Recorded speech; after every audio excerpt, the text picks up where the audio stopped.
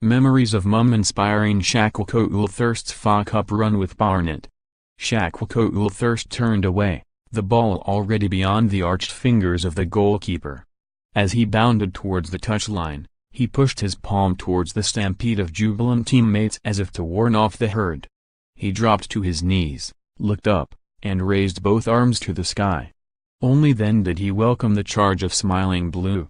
This was Coulthirst's moment. A product of the Tottenham Academy, he had just buried the penalty that would send Barnet of the National League into the fourth round of the FA Cup, the only non-league side left in the competition. And he wanted to share it first with just one other person.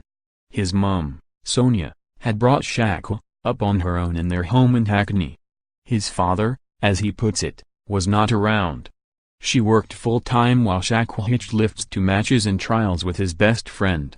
Sonia fell ill a couple of years ago. By August last year, the cancer had spread everywhere, he says. Sonia died in September. His celebration was a tribute to her. She was my biggest fan, says Coulthirst, sat at a table in a director's box at Barnet's Hive Stadium. She would message me after I scored goals or tell me what I was doing wrong, even if she wasn't there. Even the family that came over from Jamaica and America for the funeral. I didn't know half of them. But they knew what games I had played. My mum would tell them. They said she was my biggest fan, but I already knew that.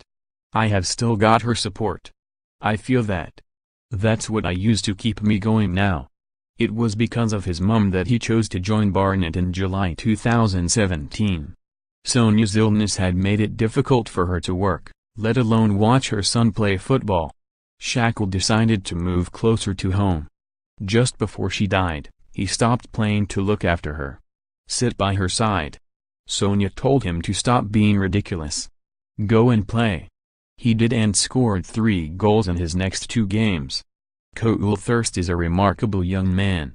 Not long 24, he talks openly and frankly in the face of terrible loss. He now lives with his girlfriend Julia, who he says is his biggest source of support now. He spent more than a decade at Tottenham from the age of 10 and his coaches say he was a respectful young professional. He laughs at how much he hated talking football with his mum. She would be like, "Why didn't you score today? Why? How come you got subbed off?" She was so harsh. He smiles as he remembers her excited pride when Tottenham coaches Chris Ramsey and Tim Sherwood came to their home to tell Sonia they wanted to sign her son. "I think she was most proud of where I came from," he says. Then to end up at Tottenham, when I was on the bench against Liverpool and stuff like that she got to watch on TV. I am happy she got to see that. Coulthirst's career has become bound with comparisons with fellow Tottenham Academy striker Harry Kane. Coulthirst came through the system at a similar time, a year younger than Kane. Both tread a similar early path cobbled with loan spells and frustration. For Kane, it was Leyton Orient, Millwall, Norwich and Leicester. For Coulthirst, it was Orient, Torquay, Southend, York and Wigan. Coulthirst would make one first-team appearance for Spurs, coming off the bench in a 4-1 Europa League win against Hackney in 2013. He replaced Roberto Soldado. Meanwhile, Soldado's misfiring form opened the door for Kane to seize his opportunity and never look back. Shaq had to make a choice. Stick it out, keep treading water on the fringes, in a mixture of more loans and under-23s football, or go it alone. He chose to take his own path. I was around the first team, on the bench here and there, but that wasn't enough for me. I wanted to go and to test myself and take my own route. Coulthirst moved to Peterborough. By his own admission, it did not quite work out. Another loan and, finally, to Barnet. He scored 10 goals last season, but it was not enough to keep the Bees from relegation out of the Football League. How quickly you can go from choosing to leave Tottenham and end up in the conference, he remarks.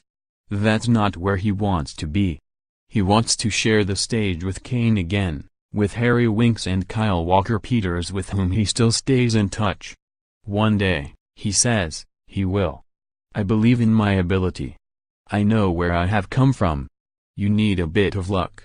It's not seemed to go my way so far. I feel with time and consistency I will get back to where I was. He's already scored one winner in front of the big cameras, putting out championship promotion chasers Sheffield United. Another against Brentford tomorrow night would put him in the spotlight again. From there, who knows? Whatever happens, there is one person who will always be proud.